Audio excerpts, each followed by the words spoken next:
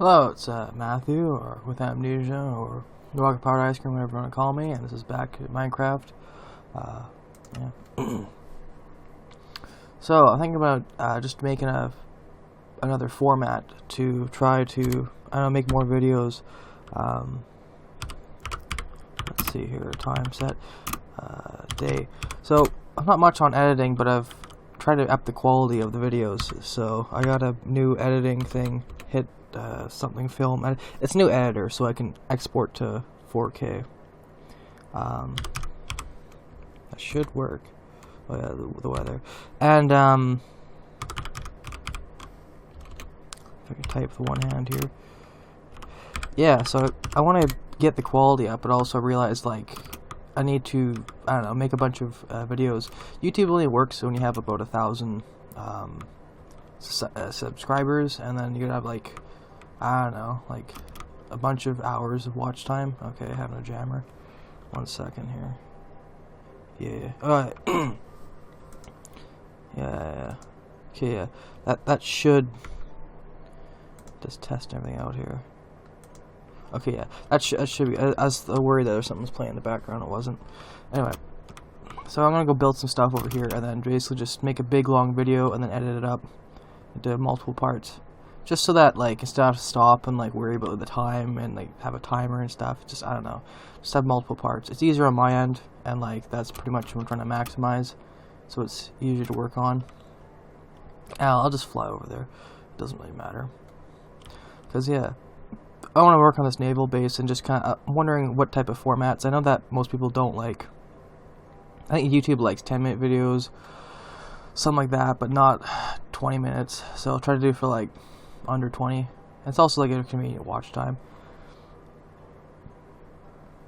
I guess I could put more time into the thumbnails and all that jazz too, but I don't know. I gotta spam out videos, I think. I don't know, I've got like 1,000 videos. It should make sense. Also like doing some crunching some numbers with YouTube, and like I think it's like bottom end you get like, I think it's like, I don't know, it's around like every 1,000 views you get like $1.40, something like that, or it's higher. It depends. I thought it was like you get 2,000 views, you get $1, but yeah, it's something like that. So if you have like 1,000 videos, you can get like, yeah, it'll work out anyway. And plus Minecraft, it's not that bad of a thing anyway. I never really tried YouTube practically, like speaking. I never really did it very good, so I just I don't know. I just thought it was kind of a weird platform, and like a bunch of weirdos are on there, and like I'm glad that they don't like having like basically pedophiles on here. Nice having those off, because like it always kind of detracted having like these people like just kind of cater to kids. It felt kind of weird. I didn't like it, but now it's like it actually kind of feels like once YouTube's kind of like dead a little bit, it feels like it's, I don't know, all those weird people, there's less and less of them. I'm not really into that either. I don't know. It's more of a vlog, I guess. I'm just gonna build crap. I gotta build like I don't know. It's like I don't want to worry about thinking about crap too much. I just want to build it and just not like be a mute. I got a lot of stuff thinking anyway. So I don't know. So idea is I gotta explore this with the map, and I'll make a little base here first. So let's see here. This side of the island is not inhabited, and this side isn't. Kind of lean in to put it over here, kind of. Yeah, that's kind of cool. I can put like the little base in here, I guess, or something. Oh, a little ravine. Yeah, that'd make it cool. I think. I'll put it in here, I guess. Yeah. I'll have to do something about this water though. It all just kind of flows over. That's kind of cool. It'll still be cool. Okay, I get my cobblestone out. I'll just, I don't want to worry.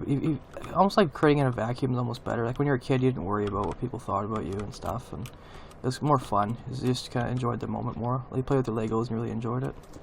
So this is like playing with Legos, pretty much, or whatever. But I don't know. I just want to. I also gotta worry. It might clog up my computer storage space, because like it's kind of at its near its limit, kind of. Not really, but I want to put an external hard drive, but it's kind of crapping out, so I'd like move everything to like a onto my actual computer, which is probably not a good idea, but I'm mucking around with how to make the filming actually work on YouTube, and actually like the 4K and, you know, proper audio and, you know, just quality of life stuff, right? As much as I'm not, you know, into being super, high effort, almost like I feel like like a streamer, but like I don't have the internet for that. Maybe like next year I'll have a better internet quality, and I won't have to worry about all that crap. Because right now I can't really stream because it's just my internet sucks so bad. Pay $200 for shitty internet with like a satellite. It's like a bit. It's not very good. I gotta pay the bill still, but whatever. It's fucking not worried about it. Not worried about it. Anyway, because like I'll just pay it. You know, it's not a big issue. Okay, I like to have this like the weather like nice, just how I like to play. I'm so like kind of worried like that I should like I don't know make this content more interesting or something for the viewer, but it's just I can't be bothered, honest to God. I just can't like be bothered to be fake, if you know what I mean. I just gotta be who I am. Let's see if I block this off and restart it. Okay, that should work. Yeah, so it's just, I don't know, I'll make a bunch of these videos, spam them out, and like, I don't know, hopefully have like decent RNG with the thumbnails, and then like, because you select like out of 3, it's like the beginning, the middle, and the end on YouTube, so if I increase the quality and the audio, it's like somewhat actual, you know, like a let's play, I guess, but like, I don't know, not like all edited, just to get like the, I don't know, I kind of wonder if like, if I make like 1,000 videos, if that would even like, or maybe like 100's my original goal anyway. I should get somewhere with 100. If I do this, okay, yeah, that's cool. That'll drop out. Okay, yeah, that's okay. It's kind of upsetting. Do this. Oh hey, there's an emerald there. I'll leave it as a natural little thing. I don't know. It shouldn't be too hard to get 1,000 subs. I'm playing Minecraft, for Christ's sake.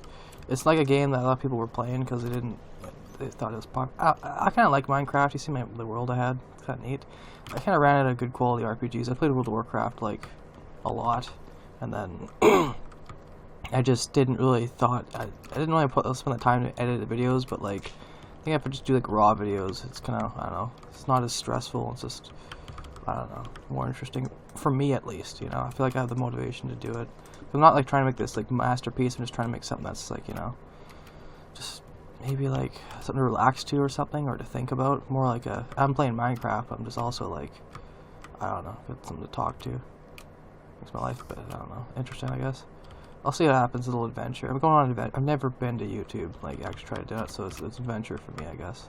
We'll see what happens. It's a kind of long-term grind thing. I don't expect to have any like instant success. It's gonna be a long grinding, like a big campaign, pretty much. The campaign of the YouTubes. That's what it feels like for me, anyway. I gotta just grind away at this until, I don't know. I'm learning a bunch of stuff though, actually putting the time into it. Also learning to code as well, because my games feel like they're just, I'm making these RPGs, so I got sick of making all these crappy games. I kept killing my games over and over again because I just didn't like them. I just like, this isn't good enough. This isn't good enough. To the point where I was just like trying to pay people, and they wouldn't want to do it. It's like, it's too much, bro. Yeah, so I'm learning how to code now. I make my own games in Unity. You know, I'm working on this tank game, but paying this guy in Australia, but Scabbage, whatever. But I don't know. I gotta pay him more money, or he's gonna work more, or something. I don't know. Maybe a little bit. Column A, column B. Paid him like $400. I don't know. It isn't that much. I gotta pay him more money, I guess. Make it worth his while. Or learn to code. I don't know. Kind of a weird month. Working on like Shake and Shingle is the main business. My dad's into that. He was like started when he was like 16 or something. Kind of a rocky start, but whatever. Now it's kind of like the NPC business, I guess. It's working out. It's working out. But I don't know. I want to try like manufacturing, like welding. I want to make like little miniature backhoes, and like, or see how that goes, or a trailer or something. Just something to do welding, you know, something that can create stuff. That's actually like, you know, people like move money around, don't actually make any value. It's like stock market, and like Warren Buffett says the stock market, you know, it's like a tool to transfer wealth from the impatient to the patient. It makes a lot of sense, but for me, I'm more into like if I can actually make this stuff. There's a big lack of manufacturing in North America. A lot of the old people are dying out. That's like robotics, right? So it feels like, I don't know, it can grow. Also, I'm a creative guy, and just kind of, I don't know, feels like that's something I could do. Turning my brain off and just seeing what happens here. I kind of like having a little, like, I know it doesn't make sense in Minecraft, but like I kind of like having the consistency of just like kind of building things as if they actually structurally mattered, but I don't know, it's kind of a double standard, I think, because it wouldn't work. But I like having like a bit more girth to things. I don't feel like having the minimum is not really my jam. If you get my drift, you know what I'm saying? I don't like having minimum effort stuff. It's just not what I do. Okay, that feels like a bit of a dike or something, or dam, I guess the word would be. Kind of weird how dike is like lesbian. I never thought that was kind of. I guess people, I don't know. What did they throw them on the? I don't know. It's kind of weird. It's a weird statement. All the words are weird. People are more liberal with their crazy words, like over this old street signs. Like, I don't know. This is how life was more. I don't know, more hard. I guess people had a more cheerful sense of humor. Okay, so we got this. It flows into there. So this will be like the base, I suppose. Okay, so how do we do this? Let's do water. Yeah, I'm just gonna edit this just like behind the scenes, just kind of make it easier on my life. I'm not gonna try to worry about like if I get the placing right. I'll just kind of edit it roughly in like little sections that kind of make sense. There's an old granny who just makes stuff on like Skyrim, for example. She does okay. Not perfect, but I don't know. Mind you, less people play Skyrim than Minecraft, but whatever. It is what it is, I guess. Anyway, I just don't want to be fake, you know what I'm saying? I just don't want to be fake. I wouldn't mind being like like 100,000 subs. That would be like, I don't know, the goal. Like the long-term goal, you know, like not even like that's like the end basically. Like little like that's just it's like the ultimate like the potential end. That'd be the end game for me. I'd be happy just getting like, I don't know, like get up to 1,000 and then just kind of make content and get like I don't get like a Reddit, I guess, you know, have a little community, see what they're all about, just so I don't have to be like alone pretty much. It's just too damn. My life's too basic right now. I don't like it. Well, I like my life. I don't like being, what's the word, like having a basic lifestyle. That's the one. I feel like, I don't know, I used to talk to a lot of people when I was in like high school. Like, I don't know. Now it's like I don't talk to anyone because like the high school friends kind of just died out, literally, I guess, doing drugs and stuff, but just distance myself from them. And now I'm just kind of doing my own thing and just, I don't know. Just trying this out, I guess. This world's kind of interesting enough. It's not like boring and flat, so I don't know. So I just really don't want to be fake, you know. I just don't. I like making stuff in Minecraft, so. Okay, we're hitting somewhere with a base. So I guess this is gonna be the wall. Okay, let's see here. So, I just kind of like, you know, that's how I draw things too. I just kind of, okay. Like I just kind of see where it flows. Feels better. Like almost like being in a garden, you know, instead of forcing the issue. Okay, so we don't want to go into there.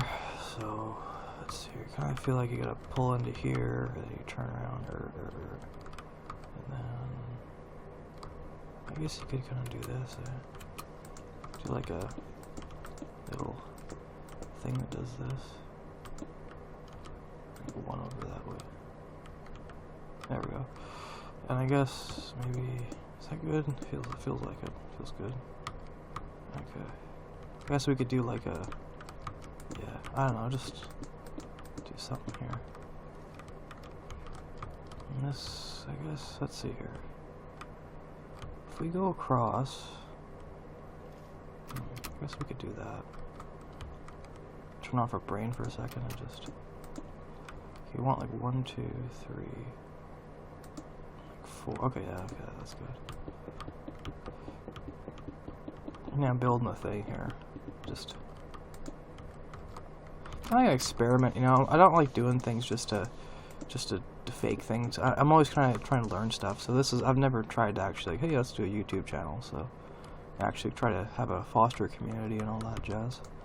To a degree, you know what I'm saying? But I don't know. I think there's a lack of people like myself on YouTube who just, you know, who think a bit and just don't like, oh, wow, look at my reaction to all my fake feelings and emotions I've rehearsed for 5 times over, you know? It just doesn't feel real.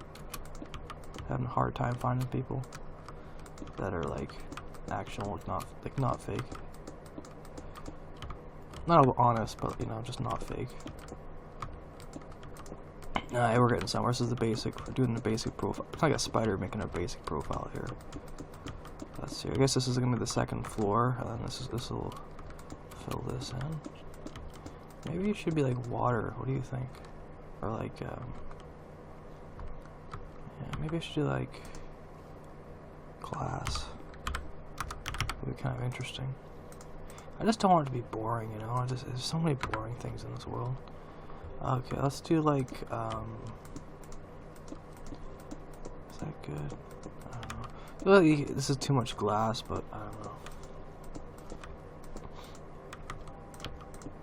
Maybe if I do like the outlines. Yeah, okay. I'll do like the outlines if it's like an actual proper building. Okay. Oh, I could do it like this. This would make sense. This would be kind of cool.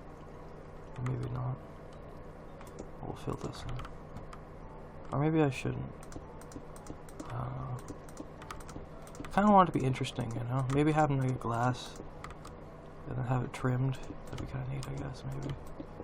Can I tell a story just by walking at it? I don't know. I'm having a hard time sleeping right now. It just feels like I'm not doing what I want. I'm trying to build this house, like rip apart this old trailer and build. I ripped apart the trailer mostly, and I'm building like on the foundation. Basically, build a new house where the old one was. And kind of ran out of materials, and like I don't know. Should have got paid a while ago. My own business thing, whatever. Like 10% ownership of it, but I'm not really worried about it too much. Building my mom's room right now. She was not living in a good spot, so I want to go build her a room. So I couldn't have my mom being like, I don't know, in like a trailer that's all falling apart. Just I wasn't standing for that. So just too much. I want to build my little welding shop. Next year I want to go build a little. I was looking at how to do foundations. I think I'm just gonna have to just learn the skills and do like a little precast cement mixing or something. And make little basically like sonotubes, which are like 4 foot by like a foot, you know, wide, and make like a bunch of those, and with a little foot on it, you know, so it's like a elephant, so it's like it splays out the bottom, so you know. I was gonna put like a bunch of like, I don't know, like 3 foot by 4 foot by like 3. Those big blocks hold beside the banks on the you see on the highways and stuff. I was gonna use a bunch of those, like 9 of them, for my little house, which is 24 by 24. Got a bunch of stuff like cut up around 2018, like $5 grand worth of wood, but I didn't really use it because it took so long to build that. So I'm gonna use it on this other part of the trailer that's, I don't know, rip apart the old part of the trailer. There's multiple stuff I gotta do with my house. I wanna build 3 things. I wanna build my own little house, which is, you know, for new construction. I don't have to make the foundation. I gotta finish off this renovation, basically. This really basically redo of the house. Especially my mom's room. I got like half it done, but it's cold because it's not walled in. I have a temporary wall that's open to the elements in Canada. Had the bear go in the house, a black bear, named a Bumbly. It's been like 4 or 5 times, I think. It was a juvenile bear, so I'm not really angry at the bear. It's just, I don't know. It likes ice cream. I like ice cream too, so it was just mostly the fault of the people. Because they're like having bacon grease out, and I don't know. I don't really mind bears, honestly. It's just they don't have any like social, what's the word? They don't have any welfare, or like they have nothing to fall back to. Literally, if they just, you know, a lot of animals, they don't play games because they can't afford it, you know. So it's like if they're hungry, they don't have food, they die, right? So and they don't have like, you know, bear college. I guess their mom has to teach stuff, I guess, but pretty much we're getting somewhere, it looks like. Yeah, I like animals because they're real, basically. They don't fake things usually, because they can't afford to. So bears don't like usually to, you know, be aggressive if they can afford it. And a mama bear, even, you know, cubs and stuff, but that makes sense. But I don't know. I've never really been one for pets either, I don't think. Never really been one for pets. Cause like, I don't know, they always die on me, or like some weird tragic thing happens to them.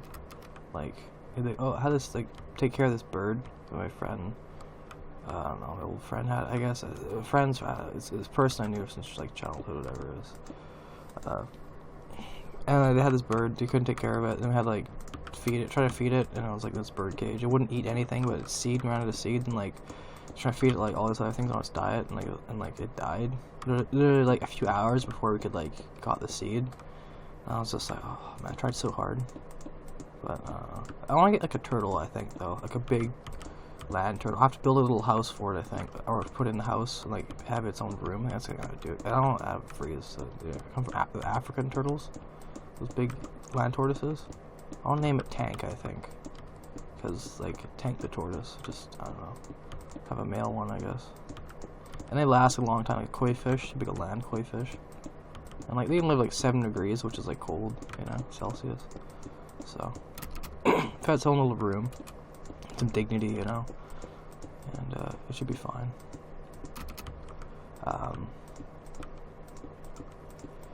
Yeah, I just don't like having little dinky dependent. I like things that aren't dependent like all the time.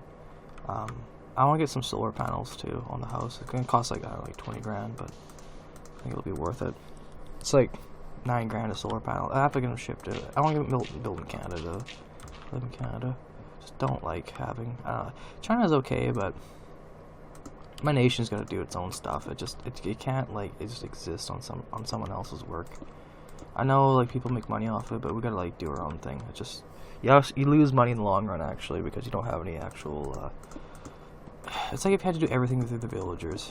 Yeah, it's easy, but like you'd actually lose the ability to have vertical integration, and also like when you really want to negotiate, you can't. So it's just not good to have. It's like, I don't know, and also like robotics, you make it cheaper. You don't need to have like people killing their dreams and taking advantage of them just to make money. It just doesn't. I don't know. It's still human rights in Canada, yet we support all this like slave labor pretty much.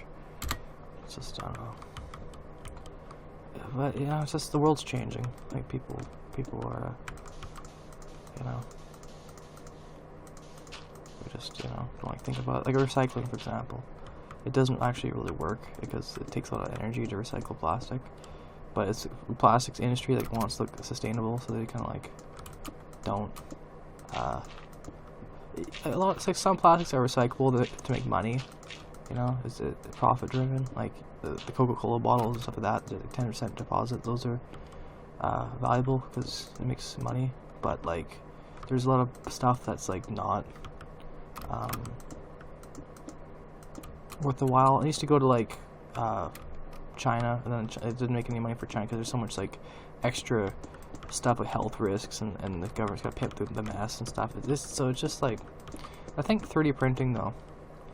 Like over like Denmark and stuff like that, I saw this video with people like the kids are interested in recycling because they can turn like plastic into like 3D printing filament, which I think is a good, if you can make it like Minecraft convenient, you know, to recycle things that you could make and print and become more powerful. I think that would be like a win-win-win-win.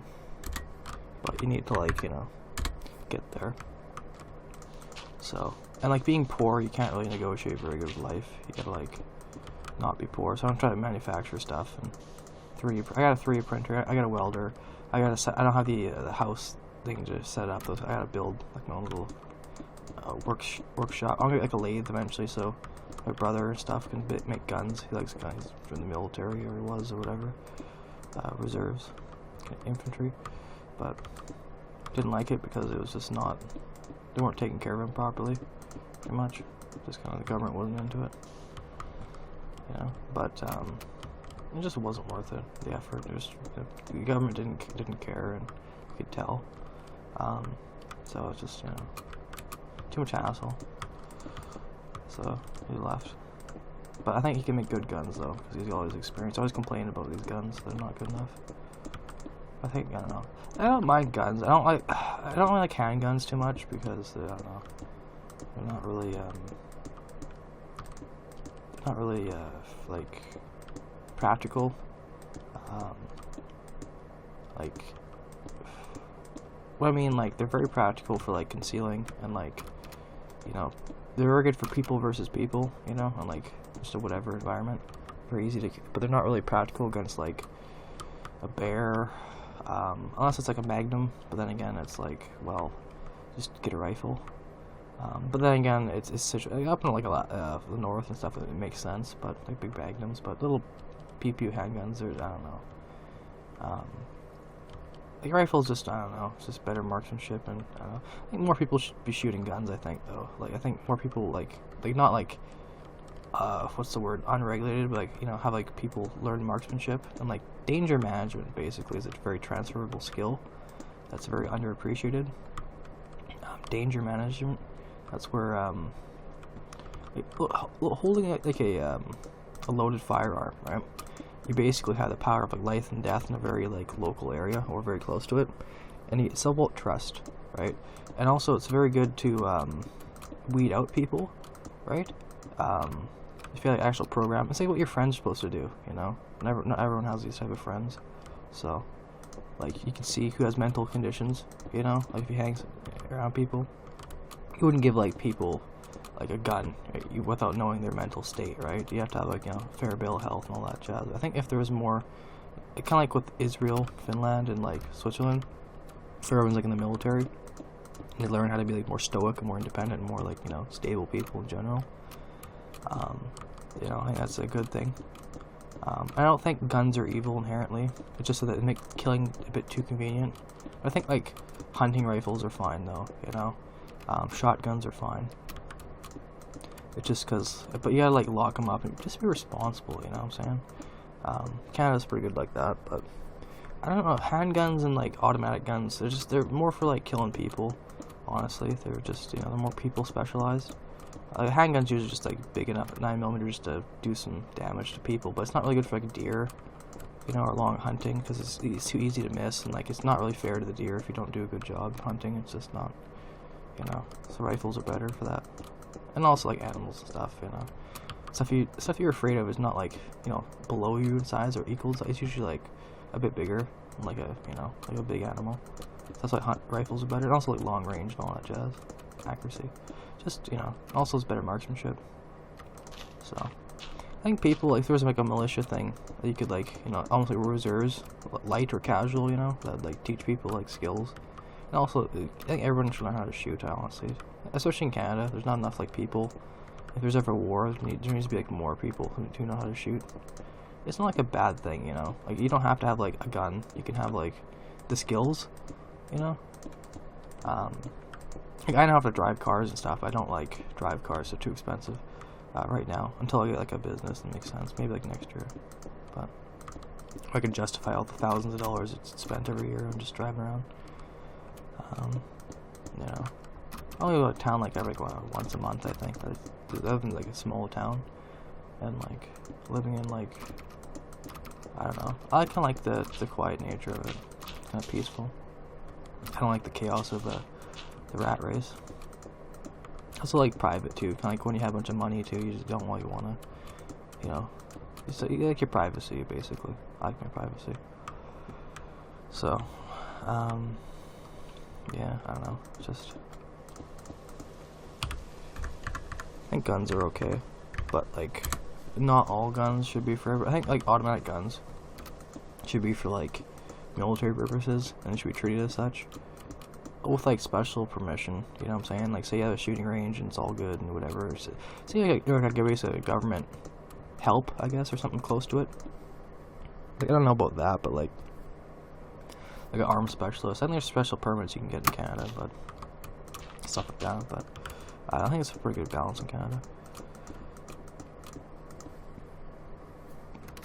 I think banning guns just by how they look, like, look, you know, after like a mass shooting, like knee-jerk reaction isn't really solving the problem though. Like we had this mass shooting in for Canada at least, in like the Maritimes. Like guy dressed as a cop and kind of did like this weird thing, shot a bunch of people as a cop. Like his guns were legal too, so but like I don't know. It's like I think it's just illiterate law people, you know, who just don't understand how guns work. Because like it's not the shape of the gun, it's like the actual functionality of the gun and the convenience to kill. That's the big, and the lethality of the round. It's mostly the round. A gun mostly serves to fire a certain round, you know, a certain like type of shot, and the ballistics of the barrel, you know, and also how fast it fires, and also how fast you can reload, and the accuracy. It's mostly the ballistics revolve around the bullet, you know. That's the whole job of the gun, is to shoot a bullet. So it really depends on the bullet, its lethality, its range, its accuracy, and you know, not like the looks. That's like a red herring, right? So, you know, the like hunting rifles, you know, like 5-6 rounds, something like that, and like yeah, they're very lethal, yeah, but they're not like, you know, you don't have like 20 rounds and ready to go automatic, you know, or very close to it. So they're more, you know, more purpose for. You don't want to have like 2 rounds, and you like, you know, 5's a good, you know, for getting the job done, but it's not like, you know, if you can't hit the thing in 5 shots, you're pretty bad. Put it that way. But I do think people should like learn how to use automatic weapons, if they're interested in like, you know, doing more malicious stuff. But I think everyone should learn how to shoot in Canada, because it's just such a good danger management. It's a transferable skill. It gets you like ready for actually to do risks. Like John F. Kennedy was a PT boat driver, or whatever. He knew risks, right? You have to do things in life. Life isn't like safe. You have to take risks, you know, especially if you want to do ambitious things. Especially for Canada, the country needs to grow. I think it's too small. Population. It's got a lot of potential, but not a lot of ambitious people are coming out of it nowadays. Like there's not a lot there's some people who are really ambitious, but there's not people who like, I don't know, we're getting too like soft in like certain aspect. We're getting too comfortable, I think. Not soft, but we're getting too comfortable in Canada. We're getting like we're not paying our bills properly. We're in debt literally to the country. We're not doing things individually. Like why you do things that are hard? It's not because you're I don't know, glad for pain. You do it because you're trying to, like, when you slay your demons, right? You free yourself of their tyranny, and you earn your freedom. You know. So if you have this like poverty as a demon, for example, things that are bad, right, that affect people, those are you know, demons, you could say, right? It uses human psychology, like part of our brain, you know, like the dragon and the chaos and all that, like Jordan Peterson was getting about, right? It's just a, you know, it's like a, you know, a simple way to get a big idea across. Not actual a real demon, it's just a metaphor. But yeah, it's you do things because when you slay them, when you beat hard things, the thing that was holding you back, right, that was limiting your life, it's gone to a large extent, and you earn your freedom or your dominion over it, right? So, and that's how you earn wonders. That's how you make the world better. It's how you know, how you do things really good. Okay, it's helped me out, I guess. You better not take the blow. Alright, whatever. I don't even care. So, yeah, it's just, that's how you do hard. I think a lot of people aren't like taught now to do hard things, or to deal with hard things, I should say. They're taught like a lot of inclusivity. I think that's like metropolitan society. They want people to like everybody to work, and I think you have to work in the city because it's too damn expensive. But like, I understand that. I think a lot of people have potential, and you know, some people take time to actually manifest it, right? But I think victimhood is very bad because it robs people of their. I think it's one of the worst things you can do to somebody is say that they're a victim. It robs them of their tools that they need to progress and to live their dreams, because only you can live your dreams, you know? You can't get someone else to do it for you. Like I have to learn coding because I can't force people to do because it just doesn't, it's not fair to them or myself. So definitely victimhood's bad. I don't like it because it actually hurts people in the long run more. It's a band-aid solution for a big problem. I think if the more humane thing would be to actually address the root of the problem and not just like treat people like they're stupid or their lives don't matter enough to actually tell them the truth, even if that truth is something they don't want, that they won't initially like, but I think fulfillment's a lot more important than comfort, because comfort's kind of a tertiary thing, you know. It's everybody wants it, but like there's a time if you really ask yourself, you know, who are you? If you have something that's hard, you know, usually your dreams are more fulfilling if they're harder. Hardness isn't like a scale either. It's just like the amount of obstacles that you think are there and actually there, I guess, that are in your way to becoming powerful. It's like almost like the harder the mountain, the larger it is, the more powerful you'll become. You know, the more you climb, the larger you are. It's like there's this guy, Bill Lasell, and you know, he just lives on the street. He actually has this big trail, and you know, he's an older guy, right? But I can't really go up the mountain too good. I can, you know, climb up it, right? But you know, for him, he can do it. He's older. So like, I remember when I was really unfit, I was like fat and I couldn't even like, I can go up mountains and stuff. I can actually run. If I have my lungs working properly, I can run up run up or down. I can do a lot of stuff. You know, I'm quite strong, relatively speaking. My back's kind of a bit hokey right now, but anyway, this old guy, the mountain is like small to him, you know, because it's like it's like almost, you know, because he can run up it, you know. But when I was really unfit, I felt like the mountain was huge, massive, Titanic even. And but for him, the mountain was like small. The mountain stayed the same size, you know. So the mountain didn't change size, but our abilities did. It was like he was a giant because he stood on the mountain, you know, as if it were small. So as much as you can reflect on that, it's a very interesting perspective, because it's true for a lot of things, you know. I just had a little epiphany, but I realize also that applies to more than just the mountain. Like that's why I don't tell people they're victims, because they'll never be the giant. You say that mountain's hard, oh, it's easy to quit, you know. They'll never dig in. They'll never fight for what they really want, and only they know what they want, you know. Only they can really live it. That's the freedom to live, you know. The freedom to have your abilities, you know, the chance to fight for what you love, pretty much. That's what I think that's at the core of democracy, really. The freedom of expression at its truest extent. You know, the body that you manifest of your potential.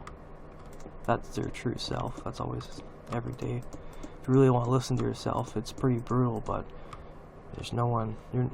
There's no better critic about your dreams than yourself. You know. If you stop being a victim, you can really listen to that, and you can really, you know, understand that you're gonna die. And that's the first step, I think, to really getting serious about taking the time to really work, realizing that you can't just have infinite whatevers. It doesn't matter. Everything does matter. Is this really crazy saying that Jordan Peterson said? I think it's about, like, it's a part of its responsibility, but I'll say it. It's useful.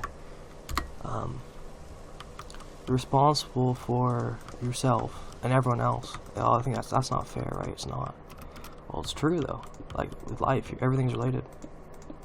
There was a brain surgeon, or whatever, and a person had this problem. Like, your consciousness, something was like. There's this feeling. I'm trying to get this point across in a convenient manner. Basically, like Einstein said, everything's relative. Everything is connected. There's no like little bubble that you live in. You're basically made of, like, if you really look into it, it's pretty deep, and it's overwhelming how you take on every detail of the world, and knowing that whatever you do, it matters, because it's all connected. You're all one piece of the world, even though your psyche will tell you that you're not, which is a very useful thing. But everything has a price. What I'm trying to say, in a convenient manner. There's a price. Your dreams have a price, for example, and you can't be a victim if you want to negotiate with life, because life will beat you down until you don't even know you exist or not. But you got to keep on fighting. You can't quit. It's like being worthy of something, you know. It's like being the top dog. It's really just a quest to see who's worthy of it, you know. It doesn't have to be like a person versus person thing. It can be really like a concept, an idea, a limiting factor, you know, without a world without a vaccine. You know, it was like the scientists were all saying, are we worthy, you know? of this. And they tried hard, and they got the vaccines on the way or whatever, coming through. So challenge is good, even if you don't think it's fair. Like, nothing is fair. For example, like, the child is not guilty of the sins of the parents, but they have to pay it all the same, because everything is related. That doesn't seem fair, but it's true. That's why, like, things happen to people that shouldn't happen on, like, a moral one-to-one landscape. But it's not like that, though. It's kind of scary to think that, the world's just not you. You're just a piece of it. Not in, like, a demeaning way, but like it's like almost like a hive mind or a hive connectivity. Not like that, but like there's a connectivity to everything. You think, oh, I'm not really dead to these people, but we're all on Earth, right now, for at least. And, like, your fellow person, like, you'd be surprised. The person you hate, for example, if things are different, they're born at a different time, or, like, in your family or something like that, there's a lot of things that are relative. People fighting in wars, for example. It's all usually a local thing. Most problems are local. Most conflicts are local. And, like, a lot of people justify to judge other people because they don't have any emotional connection to them. They don't know them, or they don't want to know them, or whatever. So, but if you really take the time to really think, this person could have been, your sibling or your brother, you look at them differently, and they'll look at you differently too. So it's just weird, because there's an equalizing factor of people. It doesn't matter where you come from, as long as you're biologically healthy to an extent. Like, overwhelming of people, like, if not directly related, your kids can fall in love with their kids, and your families can be connected. A lot of wars have ended that way. It's a really equalizing thing. Even in the Middle East, lots of conflict, but a lot of wars ended that way. Marriage, Europe, look at Europe, all this big cluster of little kingdoms. Marriage was the big unifier. Love. It's basically, so it's just people caring about the people around them, because it made sense biologically speaking to carry on. What's the word? It's like generosity, but to your children or your family. It works versus just random. There's like AI little tests for it, but my point is, you should really give a shit about doing things in life, especially hard things that you give a shit about, that you actually have like a passion or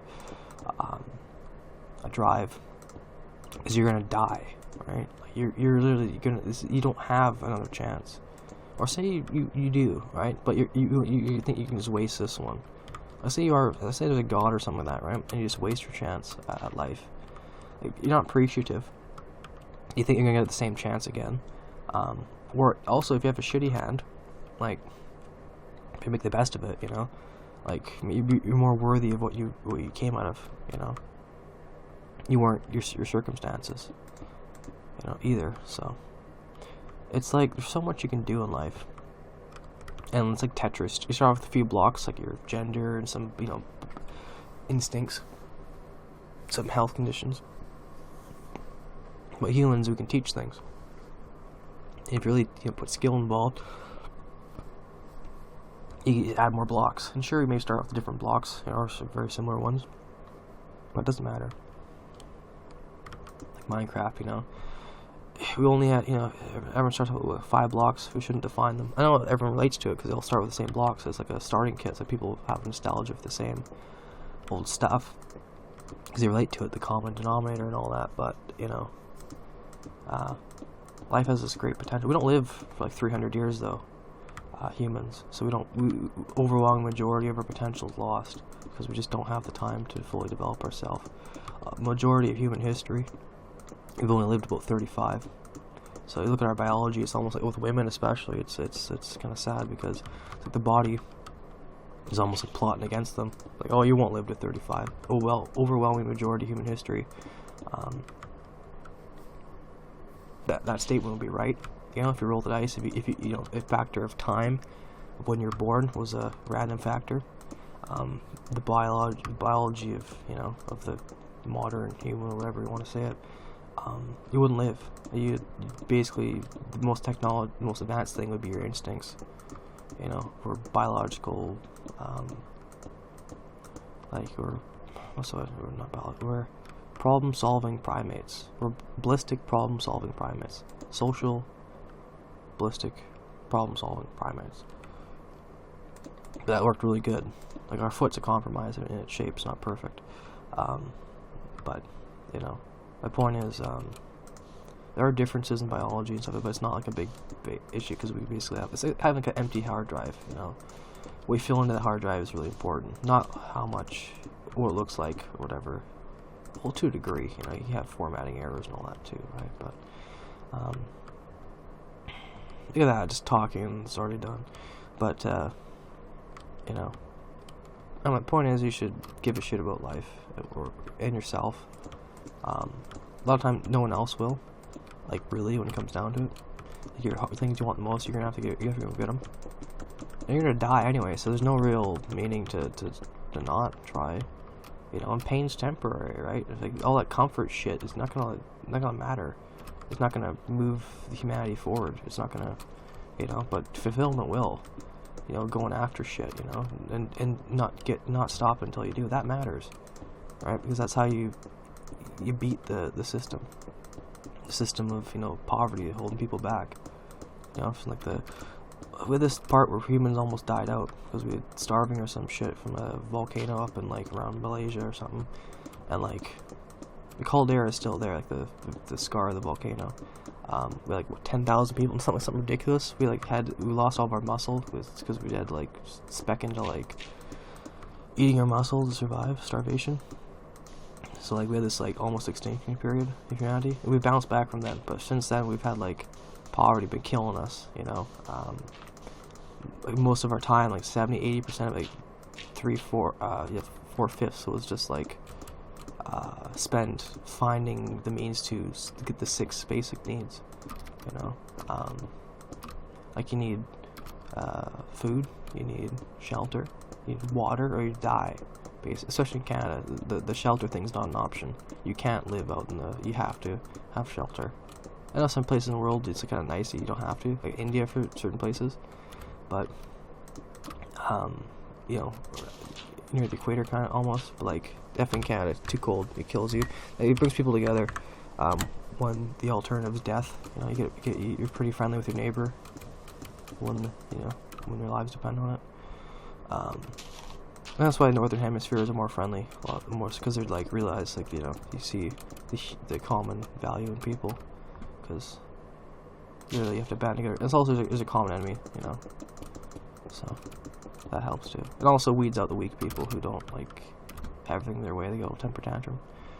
Makes you strong, you have adversity, but it's also like quite limiting because the resources are limited. You can't boom population, so you don't have the whole ease of living cities offer, but to a degree. I think infrastructure can change, like Sweden kind of. You can change that, or Norway. Just do things smart, especially with the robots now.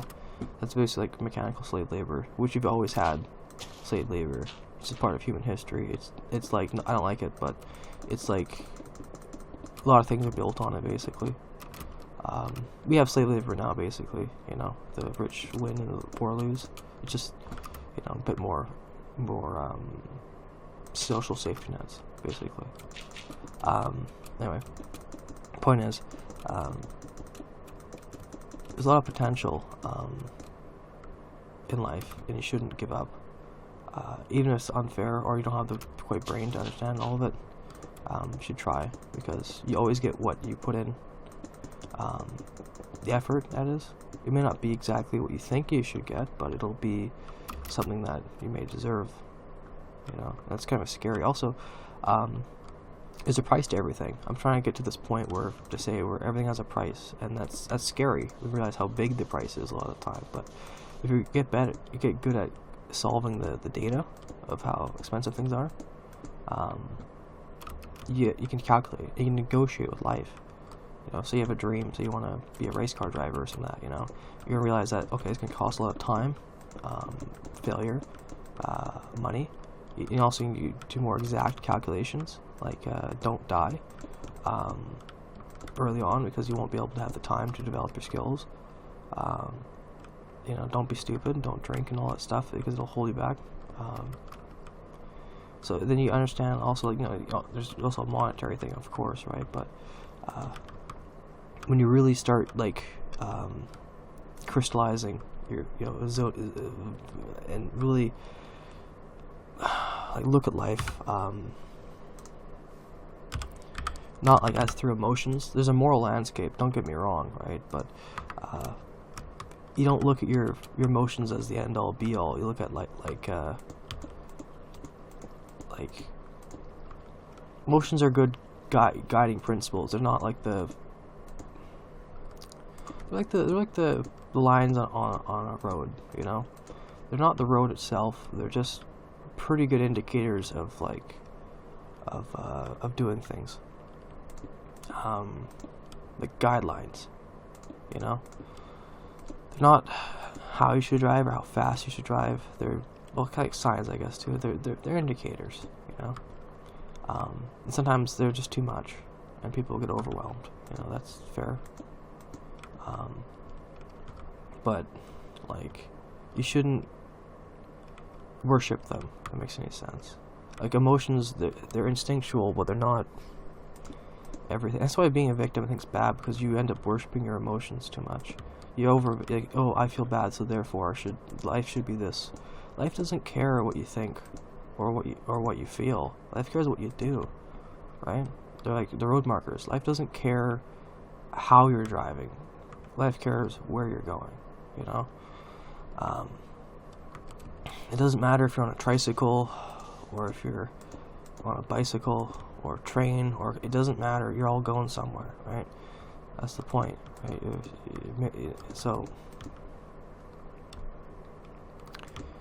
it's a lot of people, they get jaded.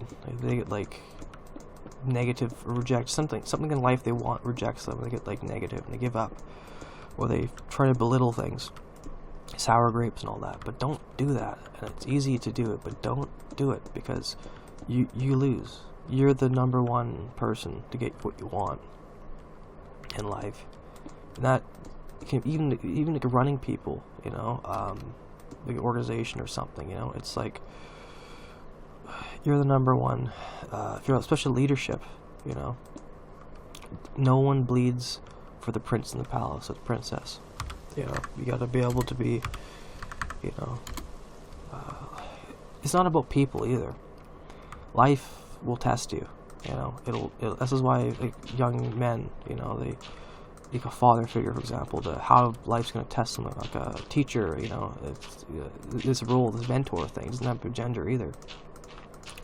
It's these people, young people like to learn things, because it's there's going to be trials and tribulations, especially when you seek out difficulty to improve yourself. So it's not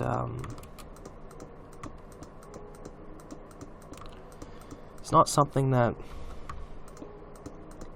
should be scared of, or revoked or whatever. It's something that people take on their own pace, I think, a lot of the time. But don't shy away from conflict that really matters to you. Now, don't fight just to fight, but don't be passive about your life.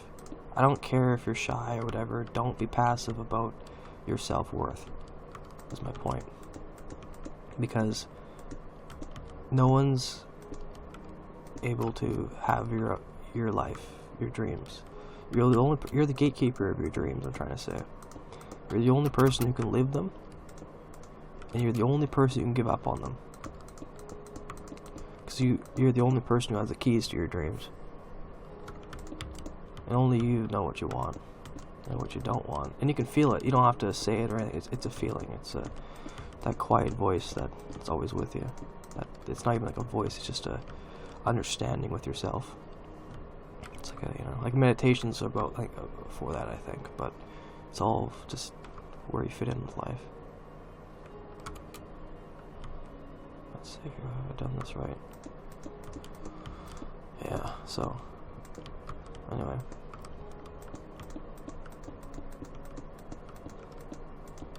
I'm trying to convey like a simple idea, or feeling, understanding, you know, a justification of your existence in simple terms. But it's not a simple idea, I don't think. But it's like running a motor, you know. It's very complicated, but you get used to it as a simple experience, you know. The hum of the motor or whatever, you're going somewhere, but it's usually like a complicated affair. It takes a lot of understanding, especially if you want to fix it. You know, it's easy just to keep the wheels turning, but it's hard when the wheels stop to take apart an engine to put it back together. You have to have a complete understanding, or very close to it, or for operational at least, you know, to have everything keep going. So you guys don't need that. So yeah, it's a big deal. And this is also, it frees up. You have to align yourself like mentally to compete with life. You can't just be weak and expect that life's gonna go great, right? That's why there's winners and losers in life, you know, because some people think that they're more prepared than they actually are. And life, nobody hits you harder than life, like Rocky says, you know. Life will tell you if you're doing it right or if you're doing it wrong, and you can feel it too, you know. So don't ever try to be someone else, because it's just you'll never quite get there, because it's always a moving goalpost. But that's why I don't like it having, say, like an avatar, or having a constantly changing image of yourself, because it's like, for me, it's like, to represent yourself, there's a true self.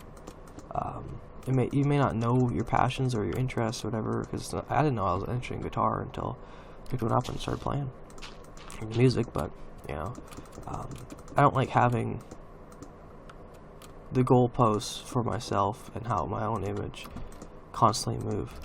Like, oh, it doesn't matter, right? That's whatever. It's a trend. I don't like that. I like having a unique, you know, not well defined, but a stable definition of yourself that you agree with. That's not determined by the outside world. That way, you can really anchor yourself, and you can really, you know, you might set yourself up for a disappointment, or like the world isn't actually how you think it is. But at least you know how to fix it, because you realize what went wrong, because it was a factor that you made, that you're the author of. It wasn't somebody else's idea. So the determining factor is isolated. And if you're right, you're right. You're wrong. But it's one hell of a thing to take that on your shoulders and to be like, you know what? Yeah, 'cause it's easy to hide. It's very hard, easy to be fake, but it's hard to actually justify your existence with life. It's always, every day, it's, you know, every moment. You don't get tomorrow. Tomorrow's never free. I learned this very quick in life, with people not reaching tomorrow. And every moment is connected to another. It's a string. It's a constant flow. And every day you're asked, you know, are you worthy of life, basically? And your body will get healthy or not, whatever. It'll fail, get old. Right? There's always a time for things to end and begin. But it's a subtle little game in life, you know. It's always asking, are you worthy of this? There's a weird little way of life too. Like, things happen that shouldn't, perhaps, that don't make any sense, but they make perfect sense to how the flow of life works. You know, the effort you put into things. You can make your own luck, basically, with effort and grit and determination. You know, you don't have to be a victim in life. You know, maybe you don't get what you want exactly, but you can still plant the seed that grows a tree that bears into fruition, you know, makes fruit of your dreams. You know, like the Werner von Braun, the guy who did rockets. You know, he didn't go to space, but he planted the seed, maybe the V2 rocket seed, but that went to space, you know. And people before him, like in the Dreaming, going to the moon, it was just like silent film. So everything matters. because everything stacks like these blocks, you know. Everything matters, especially we're right here, right? And there's this big stack. Especially when you look into history, you really sink your teeth into it. You realize that those people, they're all, you know, everything's, you know, you're that block, you know, like ancestor, you know. Depending on your actions, you can be a biological failure and have no children, and your branch of the tree ends. At one time, you were the tip of the tallest limb of the branch of the human experience tree, stretching back from the dawn of time. You know, you're an unbroken chain from the beginning of existence. That's one hell of a thing to really think about, but it's true. You know, the beginning of time, you know, you stretch back to there. You know, maybe you're particles or something, but you're related to it, to everything. You know, and that's one hell of a thing to realize. You're responsible for, you know, not just your emotions, not just how you feel, not just, you know, all this crap, but, you know, there's a burden to understanding your existence, you know, that you have to work. It's like opening your eyes, like in the Bible, it's the Adam and Eve thing. It's not about a punishment. It's a realization that, you know what, now that you have like the knowledge of fire or whatever, you have to go and to use it. You have to, or the fire of knowledge, I guess you could say. It's this understanding that to meet your potential, you have to work. You can't just be innocent. You know how to do harm, so you have to. You can now heal, right? But you also know how to be evil. It's like the power thing. It's two sides. There's always a cost to things, right? People had to suffer incredibly. When people look at the motivation to change life, to get penicillin, you know, by mistake, people had to had to go through all this bull crap in life, get the conditions just right to make, you know, the people, cities, you know, technology. People weren't stuck dying like at 35 all the time. So they actually spend their time working as specialization. Everything's related, you know. And people, I know that it's hard just to exist sometimes. So I always have this thing in the back of my mind to do engineering things to enable more people to live freely, not just like as in the word, but actually to take care of your 6 basic needs. There's water, you know. A week without that, you're dead pretty much. There's food, month without that, you're kind of dead. There's shelter, you know. A year without that, in Canada, you're basically dead. Then there's people need dignity or opportunity. You know, a resource. You can't just plunk someone out in the ocean and expect them to live. It won't work. Then you need dignity. You know, trust, basically, right? That people trust that you're valuable, and you can do trade with them.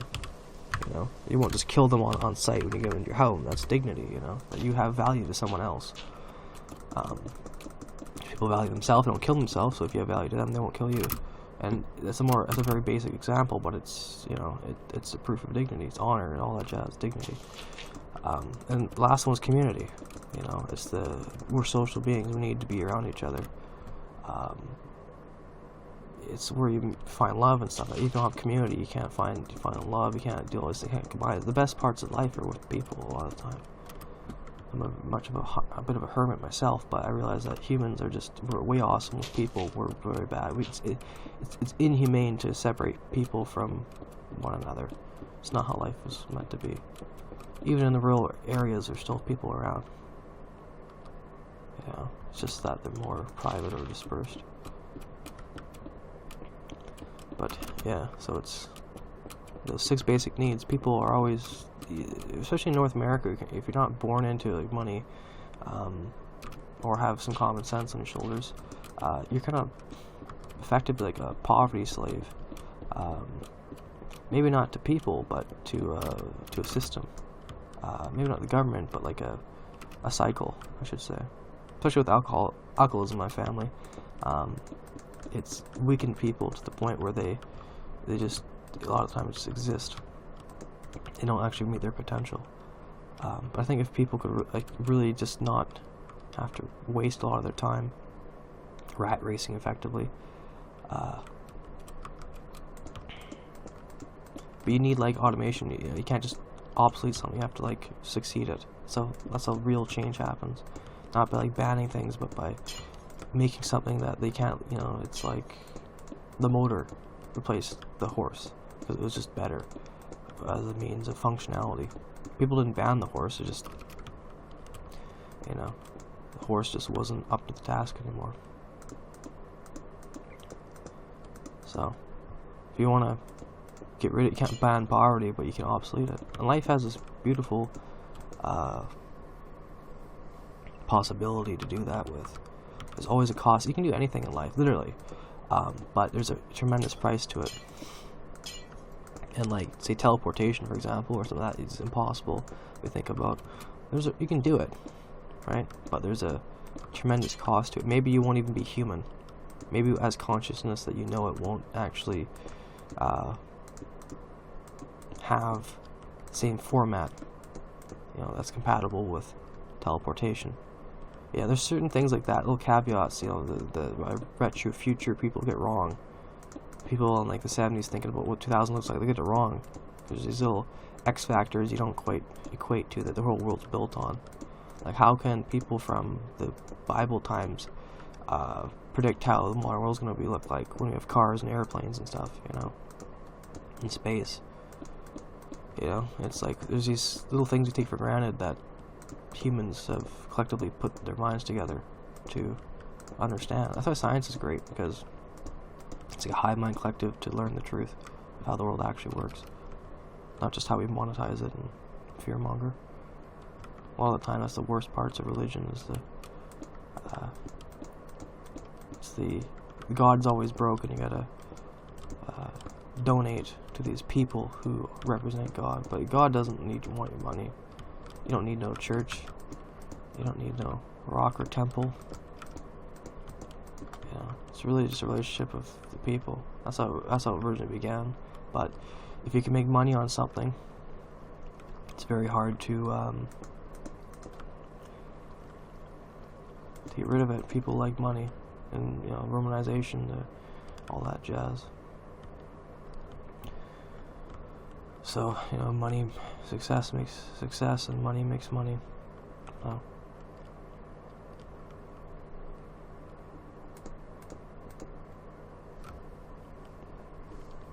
Pardon me. Like, think of this, right? Like, what makes money, right? A bunch of people, saying, oh, you don't need to be in the church or to have a building that people... And also, there's a community value to having a church back in the day. It was kind of this gathering point. So there is value in a church or a mosque or whatever, center of the community, but I don't think it's as important now as what it used to be. It was as a community hub, and people didn't have other means to connect. It was a very general, it's almost like the first media platform. You really think about it, or like the town center, the old fireplace. But also you kind of learn, how to have a moral compass. A lot of really useful religions have a moral compass that makes them easier to survive. It's like a how-to life, challenges. It's like a added-on instinct. It's like a surrogate family as well, to the extent where. Like, how do I explain this in a easy way? It's like a lot of time people are in like a religion who people need a sense of community and a family, and a lot of the time, and like orphans and stuff like that, like the nuns and stuff, they're kind of, a lot of the time they're from what's the word, like, they didn't have a family a lot of the time, and the church or the mosque or whatever, the Jew place, temple, offered that gap they had in their life. It filled something in, and like, that shouldn't be understated. The value that's made with religion for these not lost or not lonely, but these people who have that lacking of family, because they're social creatures. Like, that's probably one of the most the social aspects of religion. I think in churches and stuff, it's a huge element to why it's so important, because it's either they're basically a lot of time the center or the heart of communities a lot of the time, or one of the first things that a community has, because you can, you feel together, you're on the same page. There's a common bond. You can, it's easier to be a better person if you have not role models, but people who are also doing the same thing as you. People you can relate with. That's a great thing with religion, or a lot of the more successful ones, is that there's this sense of unifying equality that I think was kind of useful back in the day. Even the kings and the queens are all in the same book of the heaven and stuff. It made like people have a bit of hope that they weren't just useless and all that jazz. They could actually, execute themselves. And there's a case for it. There's a psychological significance as well. Like Jordan Peterson was going into with like the Bible for that, and the about the lessons. It was a big deal back in the day.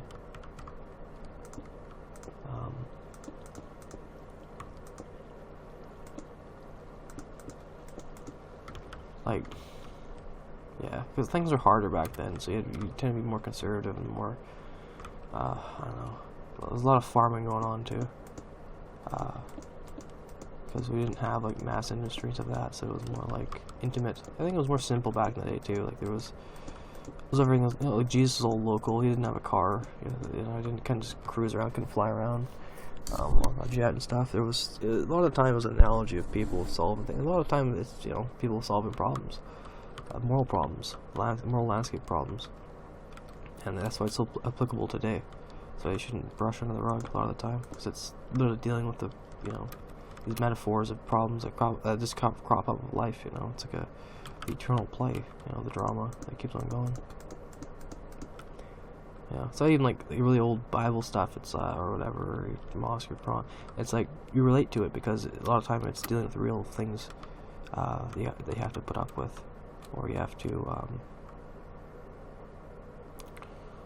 put up with, but you have to, how should I say it, like things that determine if you're successful in what you want to pursue. Like overextend, a lot of it's like the moral compass. So you overextend, you risk, you gamble. These decision paths you have to make to try to be successful. Even like robots have to do this. It's like risk calculation a lot of the time. It goes down to how to best optimize your risk calculation and to navigate the tricky waters of life that you're forced to navigate to exist.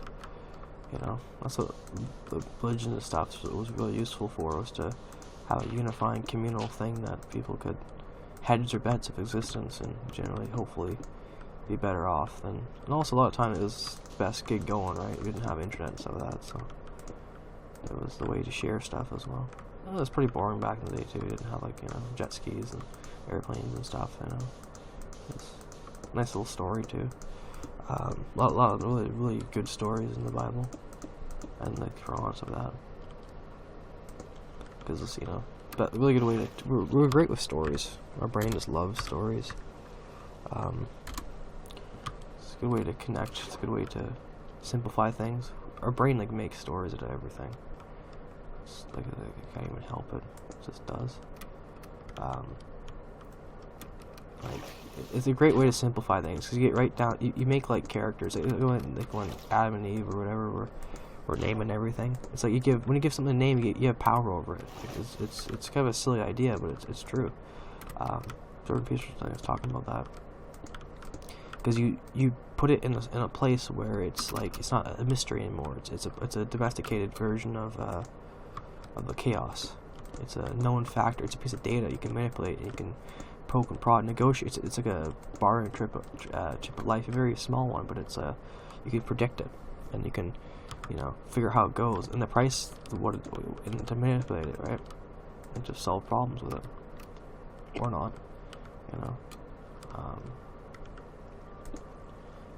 there's all these things you can do with life. But yeah, that's why knowing's half the battle. It's why data's so valuable today, because you can basically do anything with it. If you know enough things, you can do anything. Literally,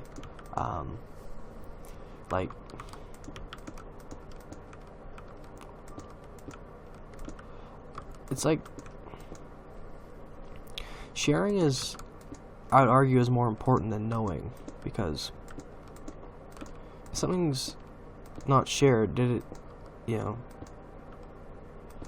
did it even exist? Like, it's kind of a weird question, but like, your eyes share information to you. It's like the whole world would, like, the whole universe wouldn't work. Like, there's like the sharing of existence. You know, that's, you know, if you couldn't share things, it's like there would be nothing. It's like words, for example, right? Written down, the chalk or the letters, they don't have any meaning to them, but what they're sharing, you know, gives them all the meaning. So it's like just knowing something isn't enough. It's like there's a huge importance to transferring that, especially as humans. All of our power, the overwhelming majority of our power, is not our own. It's a representation of a complicated trade, usually, that took place. Like, especially like a lot of modern life has optimized this. You know, like corporations and stuff like that. You know, so in governments of that, you know, it's like we need community. You know, just also dignity, so that an opportunity to trade. What was I talking about? The loss of these panels here.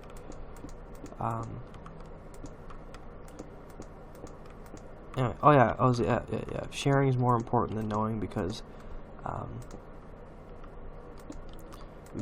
it's like the whole world. I wonder if that's the basic principle of existence, is the ability to share. Not as like a social construct, but I mean just generally to transform to one state to another.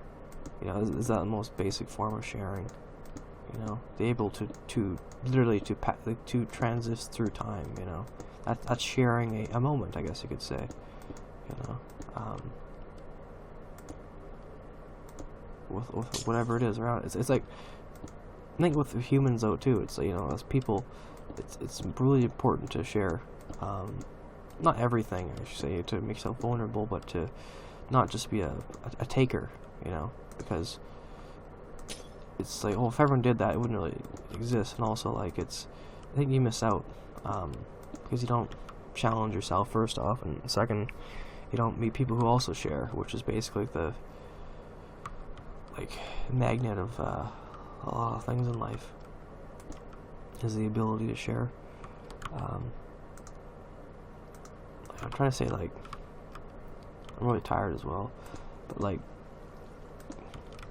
the more you give into something, you know, the effort you put into it, the more you get back. Also, people are more trustworthy of people who share, are willing to actually give a shit about someone else, and their well-being, and they'll give a shit about your well-being, part of how you share dignity. We don't give a shit about someone's well-being, only your own. They're less likely to give a shit about your being, and also no one cares about another.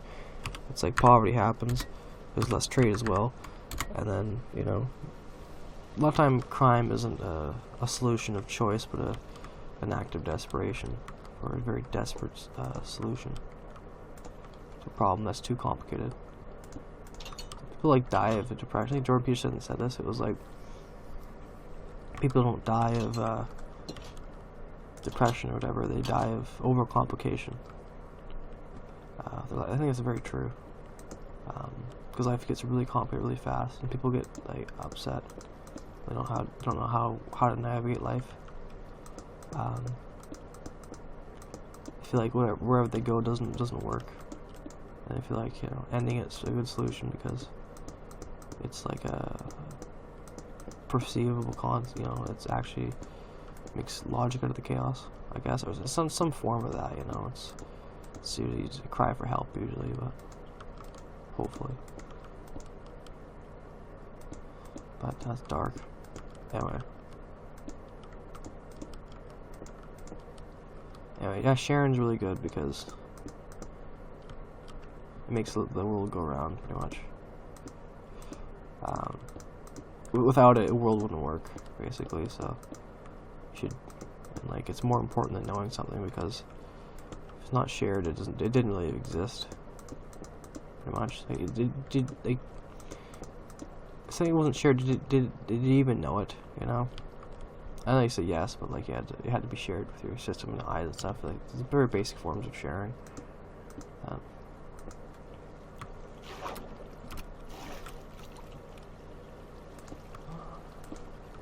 think we're kind of rambling on here. Well, not extremely, but enough to be unproductive. Yeah. It's weird, like, the definition of sharing isn't just like with people, it's like with the transfer of existence, I guess you could say. It's like, yeah. And also sharing's pretty dope for humans, because we get to do all the cool stuff. We're like basically like optimized to share. Like a lot of women, for example, like are kind of stereotyped. They share with the kids, whatever. The man makes all the money and the woman distributes it. That's not an inaccurate statement, but it's kind of I think oversimplification. Because like it makes sense, you know, the men can't get pregnant, so they get, you know, take more of the risks, and you get more competitive, so that tribe wins, I guess, versus the women who, you know, who take your risks. And having children was a big deal back in the day. It was hard. It was like your success. The more kids you had, the better you were off, usually, because there's no pension. Your kids would have to take care of you. And like, yeah, and like, so the man does all the dangerous stuff, and like the, you know, because the man's expendable. You know, you don't need like 100 men for every 100 women. You need like maybe like 20, you know, to have somewhat. You go raid other people, like rape and pillage, take all the women, and kill the men. And that keeps the you know, functionally speaking, if things are bad, that keeps the genetic population roughly in check. And you know, and that's why polygamy was such a thing back in the day, because it just worked. It was like when people were in monkey mode, that's what we were reduced to, because it's an effective strategy. Once people start sharing, also, people have something to live for, you know. People don't go to crime as much. You know, it's like crime isn't a hobby. You know what I'm saying? It's a desperate solution to a problem that's overcomplicating them. So people have something to actually give a shit about. Like, you know, they don't fight. Usually, people fight for things that they don't have, that they want. And, you know, people have. It's like, it's hard to be mad when you have everything in the world and life is good. You know what I'm saying? So, and also success cures everything. So, you know, something's really bad, you just be a Chad and just be really successful, or just force success, or whatever. It's a very good leadership skill as well, because, you know, because people like you and stuff, and things get along. There we go. Old naval base, more or less. I should probably wall this in. Put like a wall here.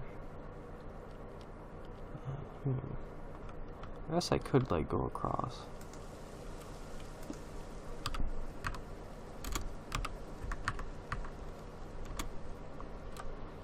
Yeah, I guess that would make sense. Yeah. Yeah, there's a lot of stuff you can do in life. I've just kind of been rambling on and on, I think, a little bit.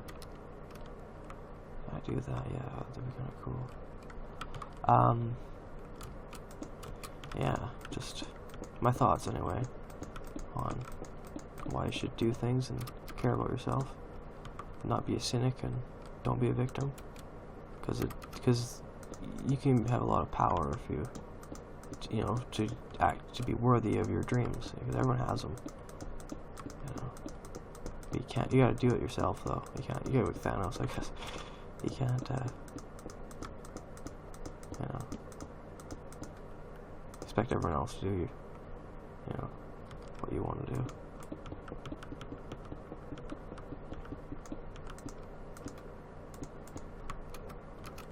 Yeah, where are we at here? Okay, one more.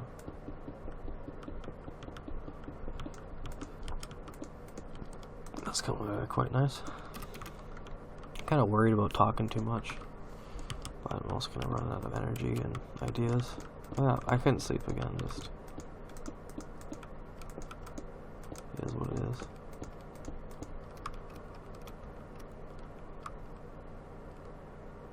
Try to get this like somewhat functional. Yeah. There we go. Now we're getting.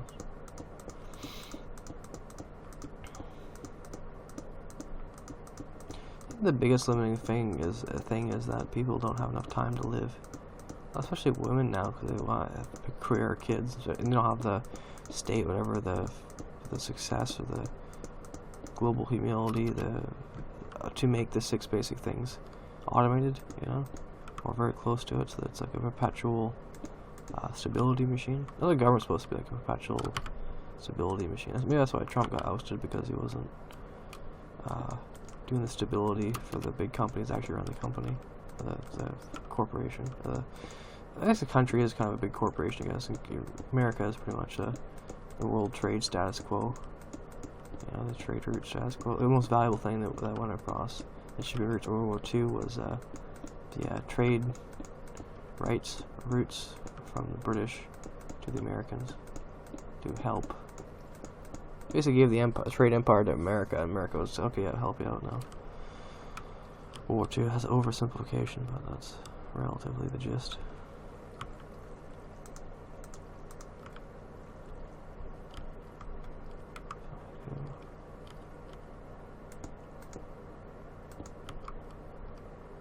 Do this.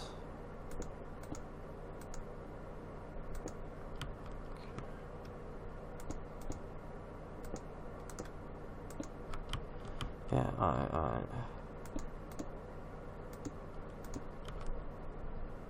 so I have a general, like, you know, style of doing things. Also, when you're consistent with yourself, you can kind of build your own little styles and whatnot. You're not somebody else. That's why, like, singing, I think, people, you know, who're successful make their own songs. People like listen to unique stuff because they don't like listen to copies. And it's also kind of creatively incest or bad to just to go backwards and not actually try to do forwards. But it is nice to be a master. See these African dance tribe thing. I remember watching way back in the day. It was like this people. I thought it was a neat little story. It was like these people were trying to dance in Africa, and young people are getting taught by the old people, and they want to, like, there's a rule where you can't make your own dance until you understand the old dances. Also, it works to, like, preserve history, but also so you understand the values and the principles and the skills that went into the old dances. But then once you master those, you can make your own dance. That was very subtle, but also very genius. You have to appreciate the old things before you should start making your new things. Because also from that, your new things will be better, because you'll have all the strength of the ancestors, more or less, or a big chunk of it. And then also the life can continue stronger as well, because there's nothing lost, right? There's not a regression. And I think it's also a tradition of a what do you call it? It's like an oral history tradition thing, where you have storytelling that preserves all the history. I guess perhaps one of those things, like a vocational history preservation, to a large degree. But I think there's also a moral lesson to that too. You should appreciate the things that came before you sweep them under the rug. Like with music, I think people aren't learning how to sing, so they're just kind of doing whatever.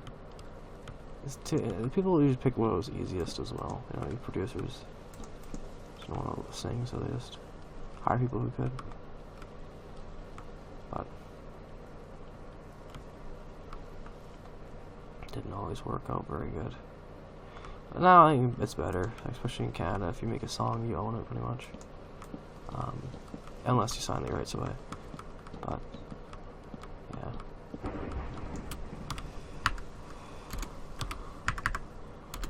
I don't know. I think if people can, like, people are upset with money, a lot of times because they don't have the things that money can give them. Also, there's a thing with human nature as well. It's like people complain about a system until they get what they want out of it, and then it's like dynamic interests, you know, the changing interests. So young people want to go on dates, old people want just to have grandkids be happy. You know, it's a dynamic interest. Where was I going with this? A lot of times people are hypocrites. They don't realize it. You'll do the exact problem that you'll complain about if you're put in the same situation. That's why it's good to empathize with people, because you end up saving them in some degree and yourself. You catch yourself being the villain, and that's a good thing. To not be evil. It's a very good step.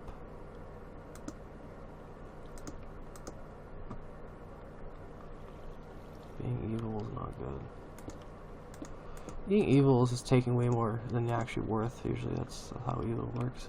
You're out of harmony with the rest of the world, and that's a big no-no. Whatever usually I find is not beautiful within the world, it usually doesn't last long, because it's like beauty is almost a necessity. It's like the harmony, the symphony, you know, of life and existence. That's why I think beauty is so important. The symmetry of things, you know, the past, the present, the future. It's all, you know, there's a balance to things. And you even feel out of whack when you're not, you know.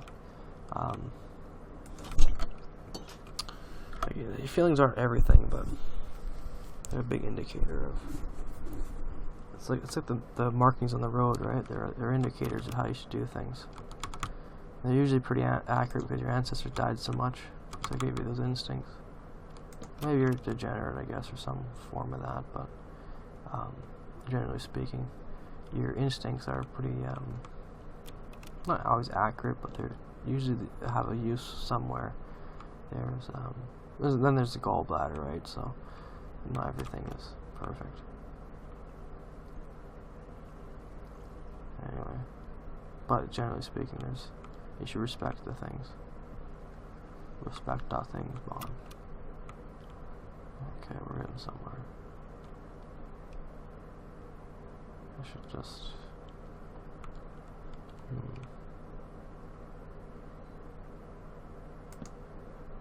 Two.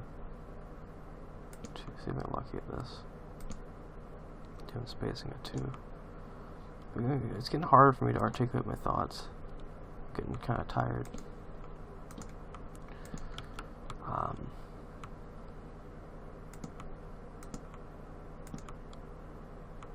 Okay. Is that even working? Not really. Maybe I got it before, I didn't do it properly. Let's see here. 1, 2. I could like look at this and like determine, or I could just muck around and like, oh shoot, yeah, it's always good to yeah, looks like this is gonna be like, oh, maybe I could do like 3 apart. This is like trial and error pretty much.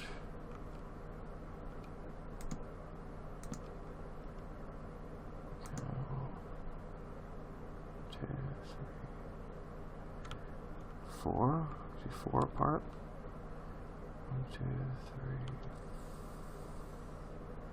4. 1, 2, 3, 4. That would just be a shitty version of. Oh, maybe not. Yeah. Okay. So I guess we're gonna have to. Oh, whatever. Let's do this.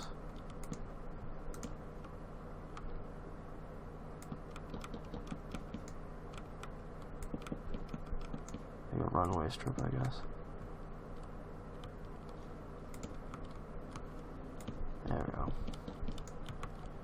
Yeah, I kind of feel like I gotta do something with all these. I keep on thinking about the world. Like, I feel like you can't just like. So I think sharing is more important than knowing, because, especially with humans, it's like human existence, whatever. It's if I know the solution to all these problems, I don't do anything about it. I don't share the solution in a physical form, perhaps.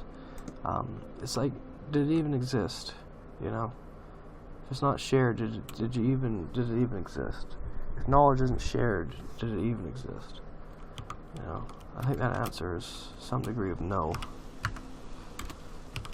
Because perhaps everything is a form of knowledge, like data and all that jazz. If you can't share it, does it even exist? And perhaps you can't even prove that. Maybe because everything's relative. Maybe because everything is related to everything else, it has to be shared. There's that bond, that connectivity that links everything together. Maybe that's the general connectivity that links everything together. Maybe that's a new theory of, I don't know, life, whatever. Matthew's general connectivity. Sounds too, I don't know. It's okay, I guess.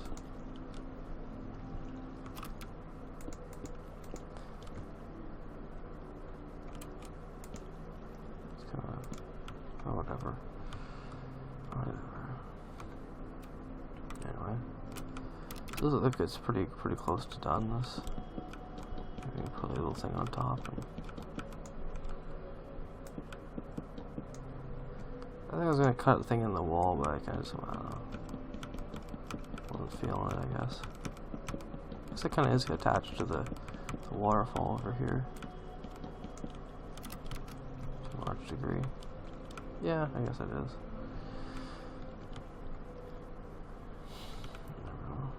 Okay. So we can. Let's see here. Where's the button?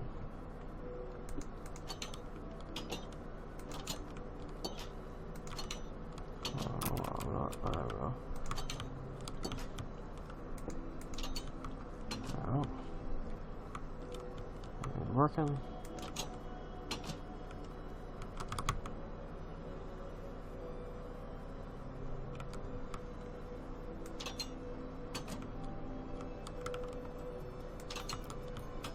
It's kind of weird, you know. I think this is like human nature to make stuff. A lot of this won't get used though.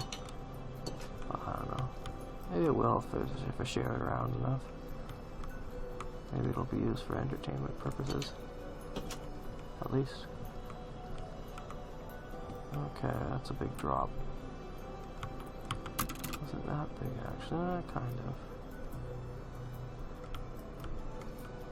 I guess I could like fence. I don't like using stuff I don't have a justification for. Also, it feels more like real ancestor connection stuff when I use like, you know, wood. I mean, like, I like RPGs because it's like an ability to explore parts of the brain that were very useful back in the day but don't exist anymore. Almost like a ghost connection to the ancestors or ancestral way of being. Feels like a more good way of doing things. It's very humanizing, I think it is the word. There's like a nostalgia for a way of being. So we used to have swords, for example, Europeans, Asians and stuff. I guess Aztecs and stuff, whatever. We used to have swords a lot longer time than we had guns. Like thousands of years. Like what, 10,000 years, something like that. And we had like guns for like, what's the 1500s, 1400s, something like that. So that's called generous, called like 500 years. So like, you know, even like melee weapons, like spears, like the dawn of time, pretty much. So a lot of the brains kind of, you know, I think it wants to think a certain way. So instincts, I think, are part, you know. That's that pattern here somewhere. Let's see here. Let's see every 2.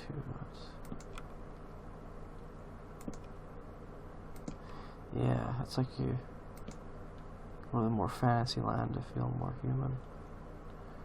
Kind of a weird thing. Oh, that's cool. Okay, that's something like that. There we go.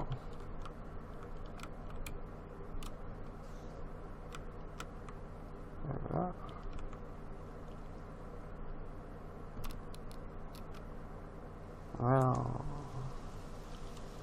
I guess we can do like a little gate fence or whatever.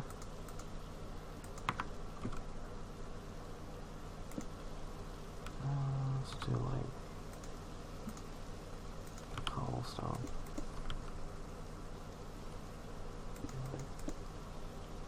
Something like that. Just so we have the option, you know what I'm saying? This doesn't matter anymore. This, if we do. Okay, that would make sense. Alright, that makes sense. There we go.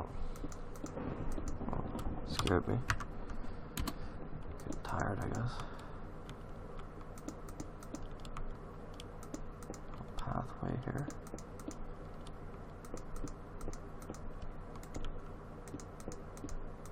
Kind of nice being in that creative. You just kind of flow about and do things.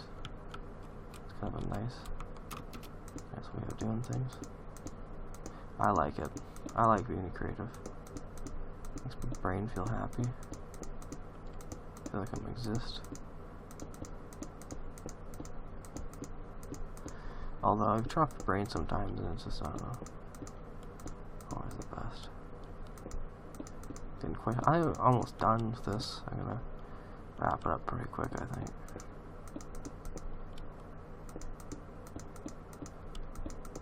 Just kind of doing some touches here. Just do the old ring around the rosy.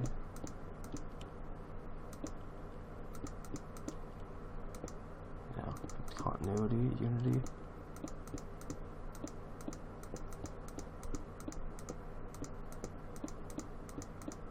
Kind of repetitive, I guess, but once you do it, it's done. It's done.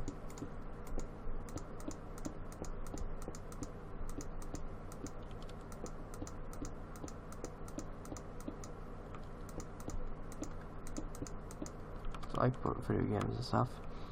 The prospects of making them is that you can share them, make it once, and copy and paste. Copy and paste is such a miracle, it's a wonder, it's a wondrous thing.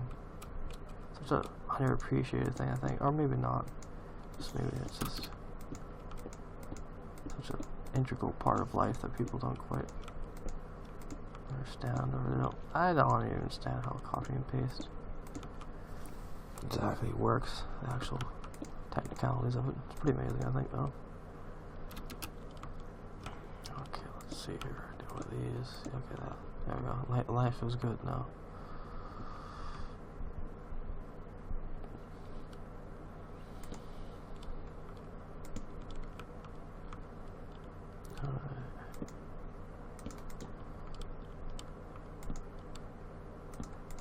Okay, let's see here.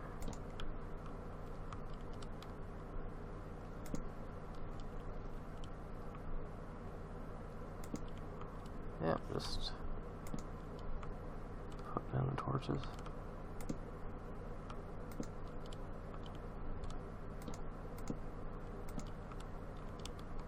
There we go.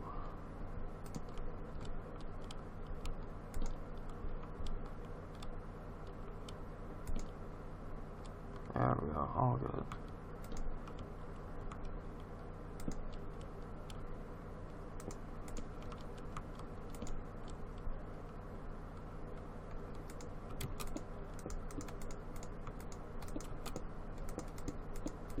There we go. Okay. So, how do we get down to here? I guess we'll go up here, I guess. I guess we can do. Okay, yeah, that works out. Very simple and elegant. I like it, I like it.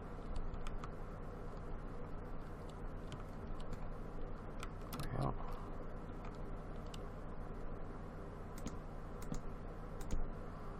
There we go. So we can do something like that. Maybe we can, yeah, okay.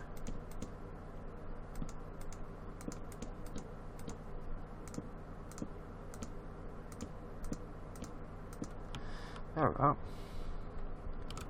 And this is gonna be like that, and this guy here. There we are. I like it. 1, 2, excellent. Excellent, excellent.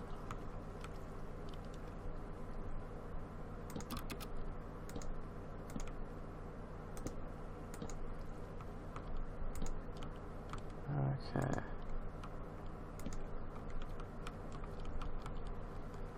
I guess we can do like an alley-oop, I guess.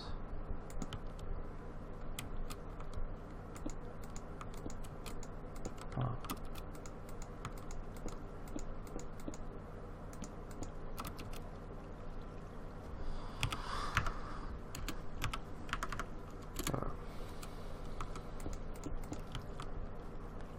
Let's do some basic.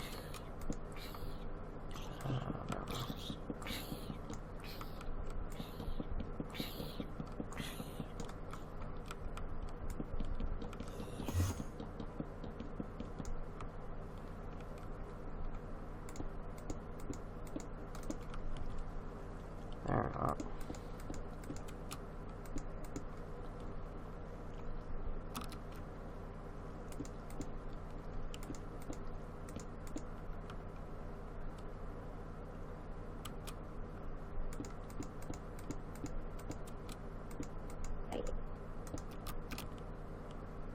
Okay.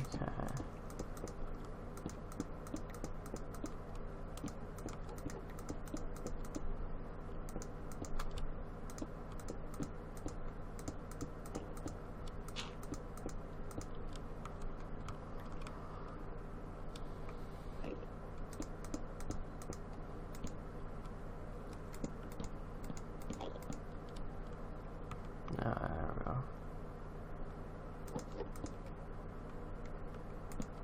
Oh, hey, what are you doing?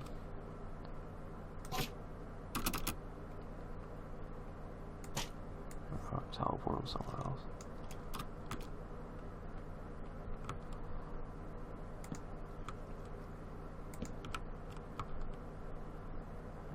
Huh.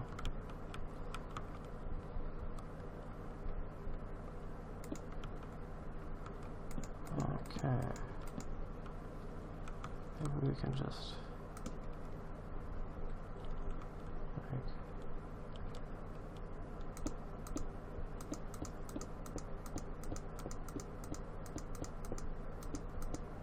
like a second story kind of built into this. There we go. My brain turned off for a second, just kind of thinking about what I was gonna do. There we go. Okay, let's do that. Yeah, look at that torch discipline or pattern worked out.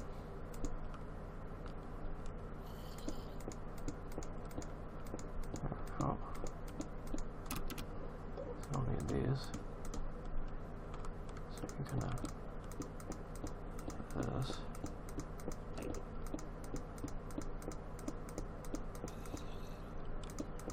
You can just go all of this.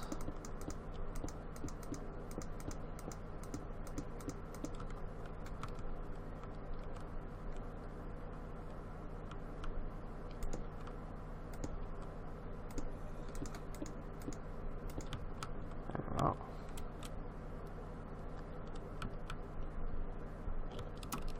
Something like that.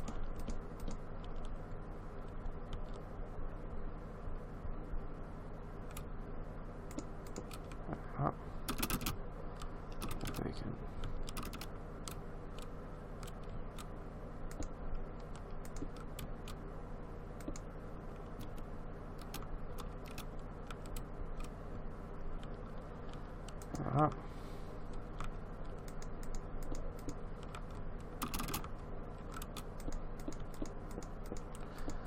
okay.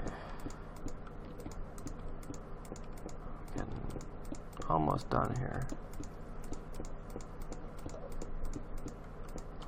Just keep on adding things to it, but we're almost done. For real. Okay, there we go. That can't really fall off too good. Okay. We'll just keep it over there. You can't really hurt yourself too bad this way. We'll use it in here. So these torches are on.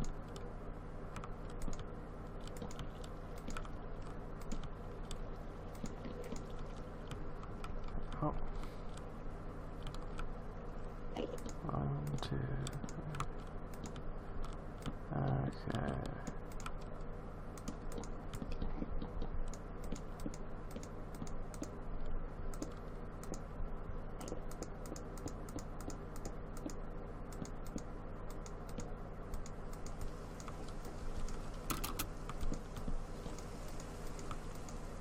Something like that. Okay, okay. There we go. Something.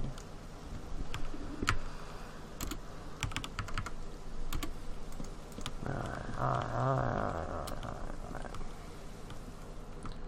Generally, this will keep everything together. Okay. Oh man. What's this guy got? That doesn't even matter. Oh, I guess we got a thing now. Let's see here. Probably. I guess I could do it here. That wouldn't be so bad. Ladder. This here, that there. That one, okay, no.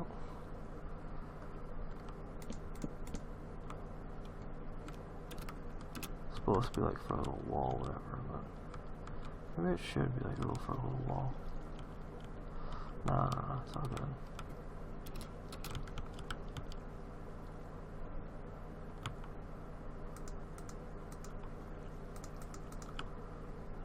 Put that there. Down. Yeah, okay. Bingo.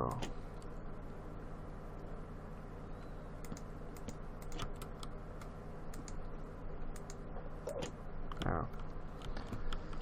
This will put a door.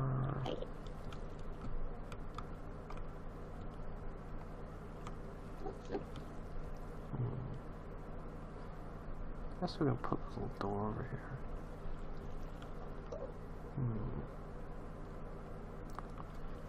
Actually, I should put it up over here. Yeah, that would make more sense.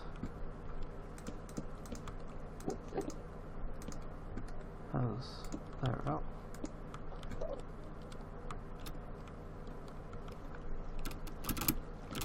Okay, put that down, this one down. And then we put this.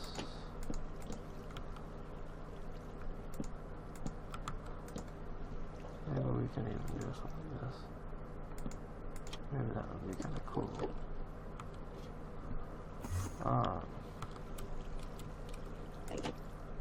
Oh my god. Okay.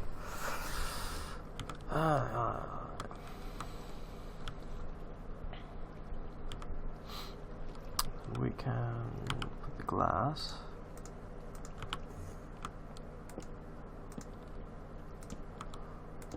Here. This can go up.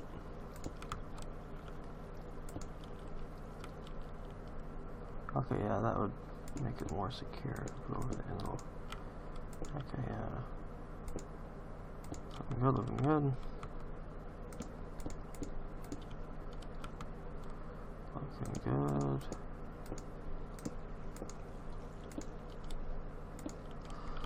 There we are. I should wall this off too.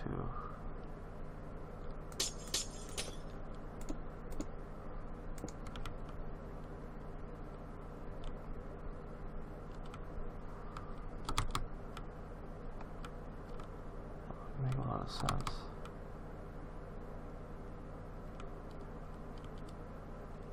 That would make a lot of sense. Guess we can put this down. Yeah, that makes 2 doors.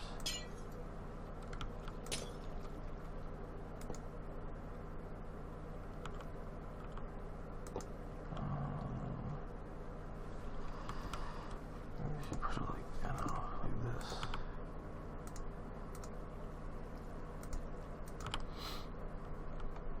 Put the button over here. Will that still work?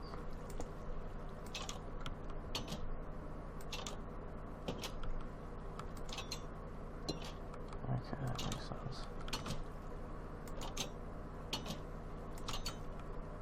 Alright.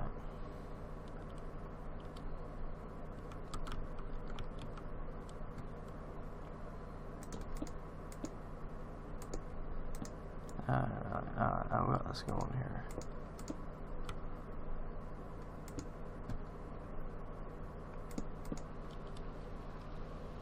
Well,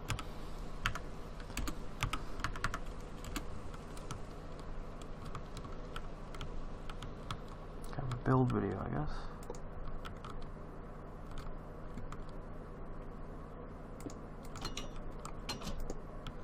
There, now it's like a double.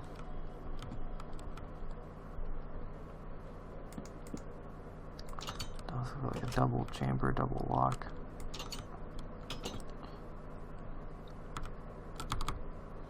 Oh, there's a little chest in there, I suppose. Whatever that's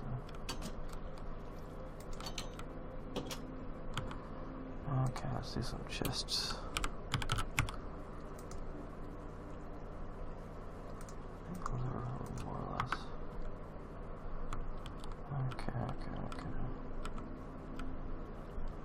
Put one like there.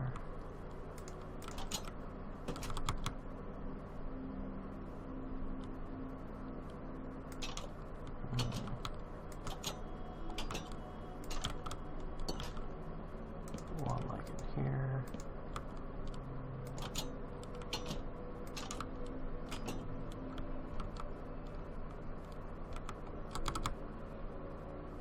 Almost like a corp building. It's kind of strange. Why do I need a door in here? Oh yeah. Let's see here.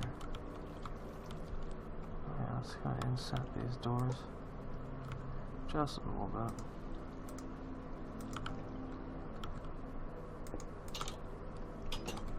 Okay.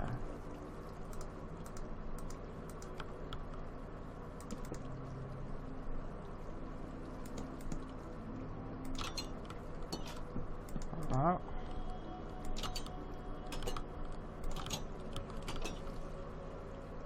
Alright. Let's do for gold's sake, huh? Let's put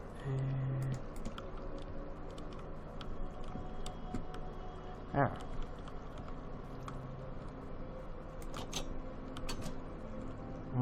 So we'll put a door in here, I suppose.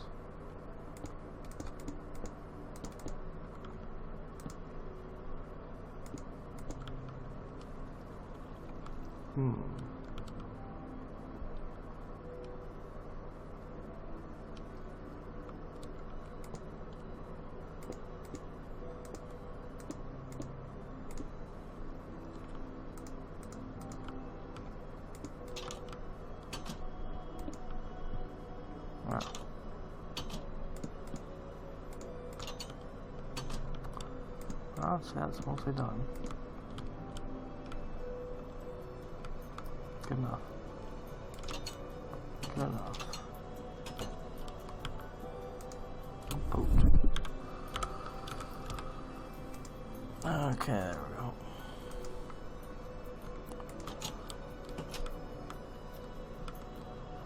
A lot of doors here. Yeah, let's just make it a big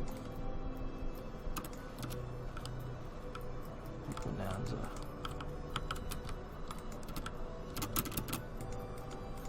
Lots of boats. There we go. Look at that, beautiful. See a dog over here, and here's Doc. There. Oh, that's as good a place as any to end. Alright, this is Matthew, really tired, with amnesia, rock hard ice cream, signing out. Next I'll make a bunch of videos out of these. Bye for now, have a good one, and see you next time, I guess. Bye bye.